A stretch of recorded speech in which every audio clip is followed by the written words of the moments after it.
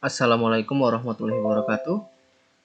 Untuk kali ini yang akan kita bahas adalah tentang algoritma naive Bayes. Yang dimana algoritma naive Bayes ini digunakan untuk teknik klasifikasi data mining. Jadi di sini algoritma naive Bayes ini kita gunakan untuk mengklasifikasi sebuah data atau kumpulan-kumpulan data untuk menghasilkan suatu hasil ataupun nanti kelasnya. Oke ya. Nah, jadi di sini dikatakan dapat dilihat bahwasanya naive Bayes ini Bayes classifier ini pada dasarnya itu adalah teorema Bayes. Sudah, naive Bayes classifier ini atau NBC ini pada dasarnya merupakan daripada teorema Bayes. Atau dulu ketika waktu belajar matematika di SMA itu kita belajar peluang.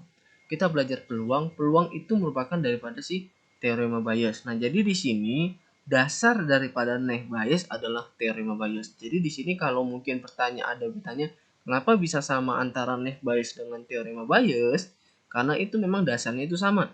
Nanti rumus yang kita gunakan itu juga sama, hanya bedanya adalah pengaplikasian atau pengimplementasi terhadap hasilnya nanti berbeda di sini. Jadi di sini dikatakan memang NBC ini naive Bayes classifier merupakan suatu metode klasifikasi yang berakar pada teorema Bayes. Nah, seperti yang saya katakan tadi sebelumnya, NBC ini dasarnya adalah teorema Bayes. Sudah, di mana metode pengklasifikasikan dengan menggunakan metode probabilitas dan statistik yang dikemukakan oleh ilmuwan Inggris yaitu si Thomas Bayes. Nah, jadi probabilitas itu kan adalah kemungkinan. Probabilitas di sini adalah kemungkinan. Balik lagi ya, dasar dari probabilitas adalah peluang. Jadi misalnya kita anggap ada sebuah dadu di mana dadu itu ada 6 sisi. Sudah, dadu itu ada 6 sisi. Kemudian dadu itu kita lemparkan. Untuk mendapatkan angka 6 maka peluangnya adalah 1/6. Kenapa? Karena angka 6 itu hanya satu sisi. Sudah dibanding dengan 6 sisi lain. Jadi pada dasarnya itu seperti itu. Sudah. Nah, di sini dikatakan teori Bayes atau dikenal dengan kaidah Bayes memainkan peran yang sangat penting dalam penerapan probabilitas. Teori ini pertama kali dikembangkan oleh Thomas Bayes. Kaidah Bayes merupakan kaidah yang memperbaiki atau merevisi suatu probabilitas dengan cara memanfaatkan informasi tambahan. Maksudnya di sini adalah probabilitas awal atau prior probability yang belum diperbaiki dengan rumusan berdasarkan informasi yang tersedia saat ini. Nah, jadi di sini penggunaan naive Bayes di sini kita akan mengolah data. Jadi penggunaan naive Bayes ini pada data mining sini adalah kita akan mengolah data. Ini mana untuk pengolahan data itu kita sudah memiliki data sebelumnya. Kemudian dari data sebelumnya itu akan kita olah untuk mendapatkan hasil berdasarkan dengan data yang baru. Atau di sini pada data mining itu kita sebutnya sebagai dataset. Oke. Dataset. Oke, atau di sini kumpulan datanya. Nah, jadi pada data mining itu biasanya data dikumpul atau pada sebuah database. Nah, inilah yang kita sebutnya sebagai dataset. Jadi di sini konsep kerja naive Bayes classifier pada data mining ini, kita akan mengolah data yang sudah tersimpan pada dataset ini. Sudah. Kemudian akan kita sesuaikan dengan data testingnya atau data ujinya. Atau di sini data barunya. Oke. Nah, jadi di sini tadi dikatakan di sini adalah maksudnya probabilitas awal atau prior probability yang belum diperbaiki dengan rumuskan berdasarkan informasi yang tersedia saat ini, kemudian dibentuklah probabilitas berikut. Nah, maksudnya itu seperti ini. Kita akan mengolah data yang berada pada dataset ini, kumpulan-kumpulan data ini berdasarkan dengan ini. Dengan tujuan apa? Tujuannya adalah data yang baru ini itu kira-kira nantinya akan masuk ke dalam klasifikasi yang mana. Kenapa klasifikasi? Balik lagi, tujuan naive Bayes classifier adalah untuk mengklasifikasikan sebuah data. Jadi kita akan mengklasifikasikan adalah datanya. Nah, jadi di sini dasarnya tuh seperti ini. Jadi maksudnya gimana? Oke. Jadi ini A, B, dan A, kemudian ini B. Ini maksudnya apa? Oke. Ibaratnya ini ada dua buah. Sudah ada dua buah himpunan ya. Ada dua buah himpunan A dan juga himpunan B. Sudah? Nah, maksudnya di sini kita ingin melihat yang A ini seberapa terpengaruh terhadap B. atau yang disebut sebagai ini. Oke. Nah, sudah. Jadi ada dua himpunan A terhadap B. Jadi di sini dikatakan himpunan A ini terpengaruh terhadap si B-nya ini. Oke, mungkin dasarnya itu ini. Dasarnya tuh ini. Dasar daripada naive Bayes itu dasarnya tuh ini. Balik lagi, itu dasarnya di sini dasarnya adalah peluang. Kenapa? Ya balik lagi ya. Teorema Bayes dasarnya itu adalah tentang peluang atau tentang probabilitas atau kemungkinan. Nah, jadi sebenarnya rumus dasarnya tuh ini. Tetapi dikembangkan untuk banyak permasalahan. Contohnya apa? Sistem paket. Sistem paket bisa menggunakan teorema Bayes. Kemudian data mining juga bisa menggunakan teorema Bayes. Ya, tergantung dengan kita mau pengimaplikasian atau pengimplementasinya seperti apa. Nah, contohnya seperti ini nih. Contohnya seperti ini, kita ingin menghitung nilai probabilitasnya atau nilai kemungkinannya. Nah, di sini total himpunannya itu adalah 100 orang. Sudah? Total orangnya adalah 100 orang. Di sini dikatakan misalkan dari 100 orang mahasiswa menunjukkan 20 orang mahasiswa menyukai keduanya. Oke, 20 orang menyukai keduanya. Kemudian 30 orang mahasiswa menyukai bulu tangkis tetapi tidak menyukai voli. Berarti 30 itu hanya suka bulu tangkis tapi tidak suka voli. Kemudian 40 mahasiswa menyukai voli aja tapi nggak suka bulu tangkis, dan 10 orangnya tidak menyukai keduanya. Oke, jadi di sini kita masukkan ke dalam konsep teorema Bayes. Kita bisa buat di sini. Yang 20 ini kita bagi dengan 100. Kenapa? Karena 100 kan total data keseluruhan. Balik lagi masuk ke sini. Balik ke sini. Berarti sini A terhadap B. Berarti sini ini adalah 20. A-nya berapa? 100. Berarti tinggal kita bagikan 20 dibagi 100, hasilnya adalah 0,2. Kemudian yang 30 ya sama, 30 bagi 100 berarti hasilnya adalah 0,3. Kemudian 40 bagi 100 hasilnya adalah 0,4, dan yang terakhir adalah 10 bagi 100 hasilnya adalah 0,1. Nah, di sini ketika kita jumlahkan, yang ini kita jumlahkan hasilnya harus 1, yang ini kita jumlahkan hasilnya juga harus 1. Nah, ini adalah dasarnya. Jadi ini adalah dasarnya. Nah, di sini ada contohnya. Oke, nah contohnya di sini daripada si ini ya, daripada yang ini. Daripada si ini, kemudian kita masukkan contohnya, kita buat pengaplikasinya menggunakan si naive Bayes classifier. Nah, di sini P artinya di sini adalah probabilitas A ya dan B ya. Maksudnya apa? Dia menyukai bulu tangkis dan juga menyukai bola voli. Sudah? Menyukai bulu tangkis dan juga menyukai bola voli. Nah, di sini kita lihat A-nya ya, B-nya juga ya. Di sini nilainya 0,2. Kemudian yang A-nya ya, B-nya tidak. Ini maksudnya apa? Dia menyukai si bulu tangkis tetapi tidak menyukai bola voli. Dia menyukai bulu tangkis tetapi tidak menyukai bola voli. Nah, didapatlah seperti ini. Kemudian kita ingin menghitung probabilitasnya. Gimana? Ya masuk ke dalam rumus yang ini. Kita masuk ke dalam rumus yang ini. PA. Sudah. PA sama dengan ya, B sama dengan ya. 0,2. Dapat dari mana? Dari sini. Nah, di sini PB sama dengan ya. Oke ya. Yang PB berarti yang ini ya. B bukan PA. Kalau tadi katanya PA sama dengan ya, maka hasilnya yang kita gunakan adalah 0,5. Nah, tapi di sini yang diminta adalah PB sama dengan ya. PB, probabilitas B sama dengan ya 0,6. Nah, berarti di sini probabilitasnya tinggal kita bagikan. 0,2 dibagi 0,6 hasilnya adalah 0,33.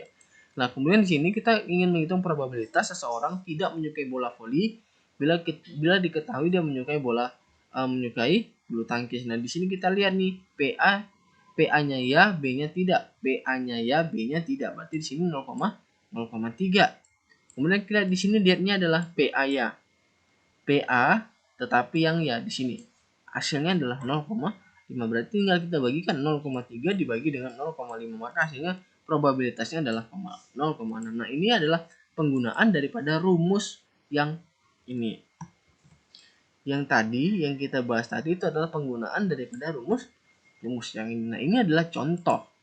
Ini adalah contoh, tapi belum kita penggunaan penggunaan naive Bayes ini pada si data mining. Nah, selanjutnya di sini ada ini sebuah penelitian ya. Ini ada sebuah penelitian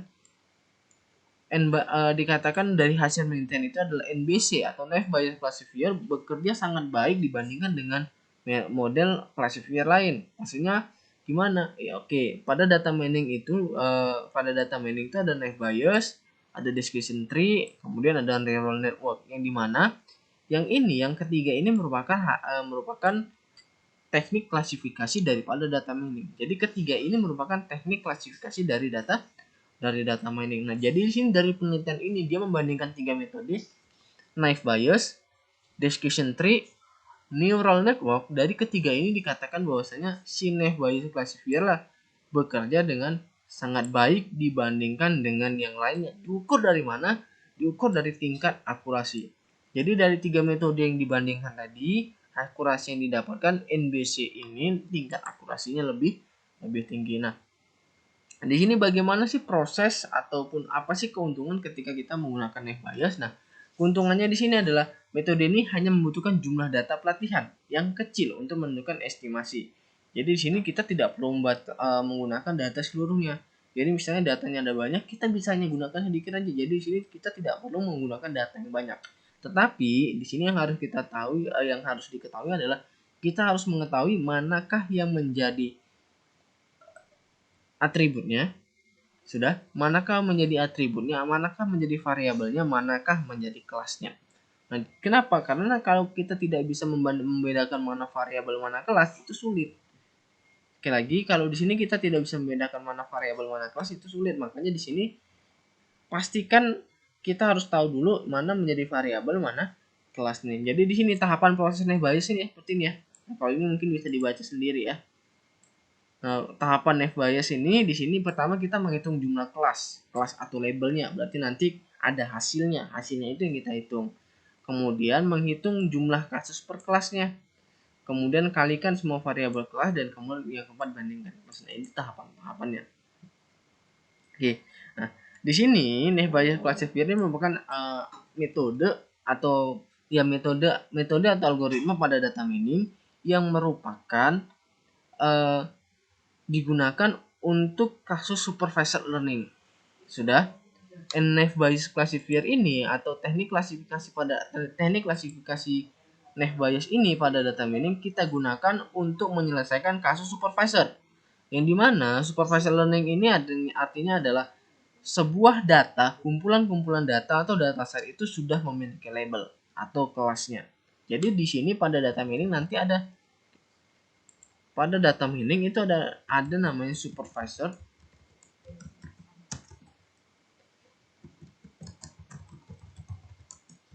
dan unsupervised. Oke. Bedanya apa? Nah, yang bedanya kalau supervised learning ini dia wajib ada namanya kelas. Wajib ada namanya kelas atau label. Sedangkan unsupervised ini tidak ada labelnya atau tidak ada kelasnya. Gimana nanti mungkin kita bisa melihat gimana sih contoh daripada supervised learning ini. Jadi sini perbedaannya. Nah, kalau yang ini biasanya digunakan untuk klasifikasi. Nah, kalau yang ini biasanya digunakan untuk klasterisasi.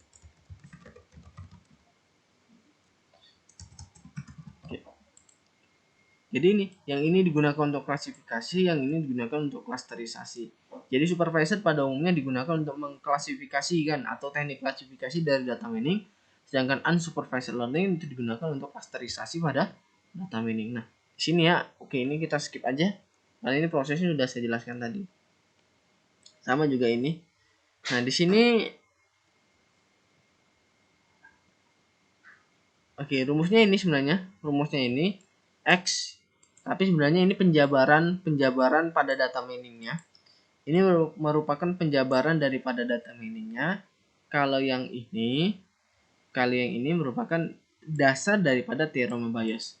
Yang ini merupakan dasar daripada teorema Bayes, sedangkan yang ini merupakan penjabaran teorema Bayes pada data mining. Nah, gimana? Kita masuk ke dalam contohnya. Contohnya seperti ini. Ada sebuah bank swasta sudah ingin melihat seorang nasabah ini dia mengajukan kredit KPR, kredit perumahan rakyat. Sudah ada sebuah bank swasta, kemudian adalah kita anggap di situ ada nasabahnya. Nasabahnya ingin mengajukan KPR, kredit perumahan rakyat atau kredit pemilikan rumah gitu. Nah, permasalahannya di sini adalah bank ini masih belum tahu ini. Bank ini masih belum tahu kira-kira proses pengajuan dari nasabah itu diterima atau tidak. Sekali lagi, ada sebuah bank swasta, ada sebuah bank, kemudian ada seorang nasabahnya ingin mengajukan KPR dari bank tersebut. Nah, biasanya kalau bank itu kan pasti ada survei dan segala macam. Nah, di sini bank ini nggak bisa langsung memutuskan. Kenapa? Karena dia harus melihat kriteria-kriterianya. Apa aja? Nah, di sini ada 3 kriterianya. Yang pertama itu adalah umurnya, kemudian penghasilannya, kemudian adalah BI checkingnya. Nah, sama gitu. Berarti di sini kita harus mengambil sebuah keputusan berdasarkan daripada ini, yang dimana untuk proses penyelesaian nanti kita gunakan si knife bias classifier. Jadi sekali lagi di sini penggunaan contoh kasus daripada si NBS ini kita gunakan untuk proses persetujuan. Persetujuan apa? Persetujuan seorang nasabah ketika ingin mengambil KPR pada sebuah bank. Apakah pengajuannya itu diterima atau tidak? Berdasarkan apa? Berdasarkan dengan data-data sebelumnya. Oke. Contohnya seperti ini. Ada 6 data yang sudah diberikan. Nah, inilah yang disebut sebagai dataset. Ini disebut sebagai dataset. Ini disebut sebagai data testing. Oke. Sudah? Maksudnya gimana? Oke, tadi dikatakan di awal bahwasanya kriterianya itu hanya 3, yaitu umur, penghasilan, BI checking. Nah, hasil inilah yang disebut dia sebagai labelnya. Inilah yang disebut dia sebagai dengan label atau kelas. Inilah yang disebut sebagai dengan label atau kelas. Maksudnya apa? Itu adalah hasilnya. Maksudnya hasilnya gimana? Oke, kita lihat dari datanya. Nah, yang pertama atas nama Imam. Oke. Di sini untuk variabel atau untuk atribut umur. Dikatakan hasilnya adalah umurnya di bawah 30 tahun. Kemudian penghasilannya tinggi. Kemudian setelah dicek BI checking hasilnya adalah baik. Maka keputusannya di sini adalah ya. Kemudian yang ini, yang kedua atas nama Lutfi ini umurnya di atas 30 tahun. Sudah, penghasilannya rendah. BI checkingnya baik, tetapi hasil keputusannya di sini adalah tidak. Begitu juga sampai dengan yang Ahmad yang umurnya di atas 30, penghasilan sedang, BI checkingnya baik, maka keputusannya adalah iya, yang artinya diterima. Nah, ini adalah data sebelumnya yang sudah ada. Nah, kemudian adalah muncul sebuah data baru. Sudah, inilah disebut nasabah barunya. Kemudian dari nasabah barunya, kemudian dari atribut-atributnya didapatlah nilainya seperti ini. Dia umurnya di bawah 30, penghasilannya rendah, kemudian BI checkingnya baik. Kita ingin melihat nih hasilnya apa? Apakah dia iya diterima, apakah dia tidak diterima. Nah, di sini inilah yang kasus seperti inilah yang akan kita selesaikan dengan menggunakan metode knife bias classifier ini. Nah, jadi di sini hasilnya. Nah, hasilnya inilah yang mau kita cari. Apa ini hasilnya? Apakah dia ya ataupun tidak. Nah, disinilah namanya, inilah yang disebut dengan supervised learning. Yang ini dikatakan supervised learning. Kenapa? Karena dia ada hasilnya. Kalau nggak ada hasilnya ini, kalau dia tidak memiliki ini, kita katakan bisa dikatakan dia sebagai unsupervised learning. Nah, jadi di sini kita ingin melihat nih si Dina ini dengan kriteria atributnya untuk umurnya di bawah 30, penghasilan rendah, kemudian BI checkingnya baik. Kita ingin melihat cara gimana. Oke. Di sini yang pertama adalah kita menghitung nilai kelasnya untuk menilai setiap kelasnya. Oke. Nah, caranya gimana? Oke, kita lihat nih. Yang pertama ini kriterianya itu di bawah 30. Oke. Sudah. Kita lihat nih, di bawah 30 ada muncul berapa kali? 1, 2, 3. Di bawah 30 itu munculnya ada 3 kali. Oke, kita buat terlebih dahulu. sile-silenya ya. Di bawah 30 itu sama dengan 3. Kemudian sini di atas 30 juga 3. Oke. Kemudian nih tinggi 1 2 3. Tinggi sama dengan 3. Kemudian rendah 1. Kemudian sedang sama dengan 2. Nah, jadi kalau nanti proses jika ada soal tidak perlu dibuat ini juga nggak ada masalah. Ini hanya sile-sile aja. Jadi biar kita tidak bolak-balik untuk melihat yang ini. Oke, kemudian sini BI checkingnya yang baik itu ada 5. 1, 2, 3, 4, 5. Baik itu 5. Oke. Kemudian yang tidak itu 1. Tidak itu adalah 1. Kemudian di sini kita lihat yang hasilnya ya ada berapa? 1, 2, 3, 4. Ya sama dengan 4. Tidak sama dengan 2. Oke. Nah, kita harus buat seperti ini dulu. Sudah? Nah, balik ke sini lagi. Proses pengerjaannya. Nah, di sini dikatakan di bawah 30 keterangannya ya. Di bawah 30 keterangannya ya. Oke, kita lihat di sini. Di bawah 33. Sudah? Di bawah 33. Berarti di sini kita buat ianya sama dengan tidaknya sama dengan. Oke. Nah, kita lihat lagi di sini. Di bawah 31 1 2 3. Yang hasilnya ya, kita lihat di sini ada 1, ada 2. Ada 1, ada 2. Makanya bisa diisi di sini adalah 2. Sudah? Maka di sini nggak usah kita cari, pasti hasilnya 1. Kenapa? Karena di bawah 30 itu hanya ada 3. Kemudian di atas 30, 1, 2, 3. Kemudian kita lihat yang hasilnya ya ada 1, ada 2. Berarti di sini sama ya. Oke, kita buat sepertinya terlebih dahulu, baru kita buat yang di bawahnya. Kemudian di sini sudah tinggi, yang tinggi. Oke, ada 1, 2, 3. Yang ianya ada berapa? Ada 1, ada 2. Yang ianya 2, yang tidaknya maka 1. Kemudian yang rendahnya. Yang rendah ini kita lihat hanya 1, tapi keputusannya adalah tidak, maka di sini 0, di sini adalah 1. Kemudian yang sedang berarti di sini ada 2, di mana hasilnya kedua-duanya ini di sini hasilnya adalah ya. Maka di sini kita buat yang ianya 2, yang tidaknya adalah 0. Kemudian BI checkingnya ada 5 ya, yang baik 1, 2, 3, 4, 5. Kita lihat yang iya baik, yang iya ada 1, ada 2, ada 3, ada 4. Maka di sini bisa kita buat yang baiknya itu adalah 4, maka yang tidaknya itu adalah 1. Nah, yang tidak maka hasilnya tidak gitu. Maka di sini hasilnya 0, di sini hasilnya adalah 1. Nah, kita buat sile-sile seperti ini. Yang sekali lagi ya, tidak perlu dibuat sile-sile seperti ini, nggak ada masalah. Kalau mau dibuat ya nggak ada masalah. Ini gunanya adalah agar kita tidak bolak-balik melihat ke sini. Tujuannya adalah agar tidak kita tidak bolak-balik untuk melihat daripada si datasetnya. Gimana prosesnya? Oke, kita lihat di sini. Yang pertama untuk menghitung nilai setiap kelasnya di bawah 30 tetapi keterangannya ya. Di bawah ke 30 tetapi keterangannya ya. Nilainya adalah 2. Dia 2 kali muncul. Dibagi dengan ya. Dibagi dengan ya. Ya dibagi berapa kali muncul? 4 kali. Berarti sini adalah 2 dibagi 4 hasilnya adalah 0,5. 2 dibagi 4 hasilnya adalah 0,5. Kemudian yang 1 di bawah 30 1. Oke.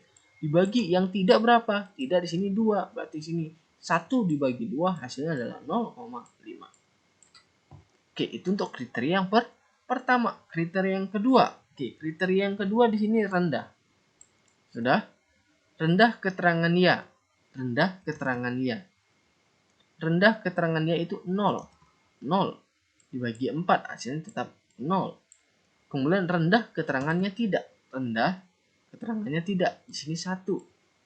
Oke, berarti 1. Tidak tadi berapa? 2 kali dia muncul. 2 kali dia muncul. Berarti di sini 1 dibagi 2 hasilnya adalah 0,5. Oke. Kemudian yang tinggi 3. Yang tinggi 3. yang keterangannya baik ada 2. Oke, berarti di sini ada kurang ya. Oke, kemudian di sini baik di sini keterangannya itu ya. Kita lihat baik yang keterangan ya itu ada 4. Berarti di sini 4 dibagi 4 dengan 1. Kemudian baik keterangannya tidak. Baik keterangan tidak, maka di sini kita lihat lagi yang tidak itu adalah 1. 1 dibagi 2 0,5. Nah, pertanyaannya adalah kenapa di sini hanya digunakan di bawah 30, rendah, dan juga baik. Kenapa di sini yang digunakan adalah di bawah 30, rendah, dan juga baik? Kan tadi dibalik lagi. Tadi kan atributnya di sini ada di bawah 30, ada di atas 30. Kemudian di sini ada rendah, ada tinggi, ada sedang. Kemudian di sini ada baik, ada tidak. Kita melihatnya tuh dari sini. Kenapa? Karena kita ingin mengecek jika atributnya di bawah 30, umurnya di bawah 30, penghasilannya rendah, BI checkingnya baik, hasilnya apa? Makanya yang di sini yang kita gunakan tuh adalah yang ini, di bawah 30, kemudian rendah, kemudian baik. Kemudian adalah baik. Jadi berdasarkan dari tiga ini aja. Yang akan kita proses. Maka didapatlah nilainya ini.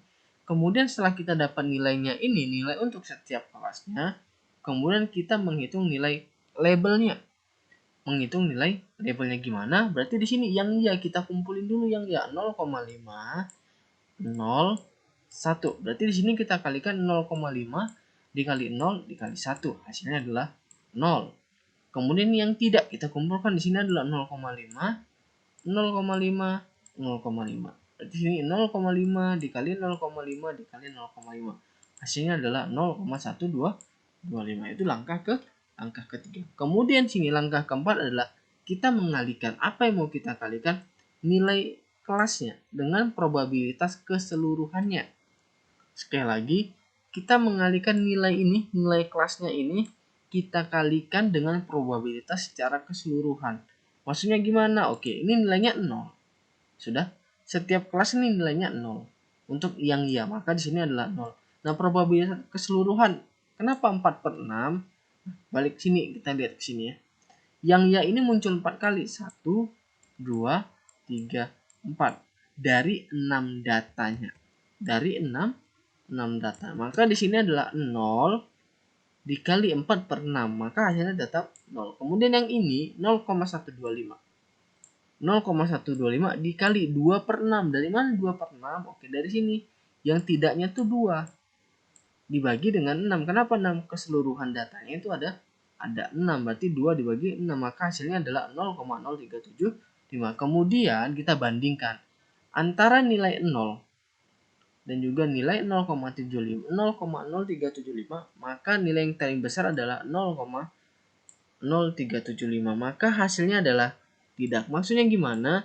Nah, kemudian si pengajuan Dina dengan kriteria atau variabel atributnya adalah di bawah 30, penghasilannya rendah, kemudian BJ yang baik, maka hasil keputusannya adalah tidak, yang artinya adalah proses pengajuan peminjaman pengkreditan rumah atau kepemilikan KPR tadi itu ditolak berdasarkan dengan atribut yang baru, nilai-nilai atribut yang baru, kita proses datanya, kita cocokkan datanya dengan atribut yang lama. Nah, begitulah kira-kira penjelasan terkait dengan algoritma naive Bayes classifier yang digunakan untuk teknik klasifikasi data mining.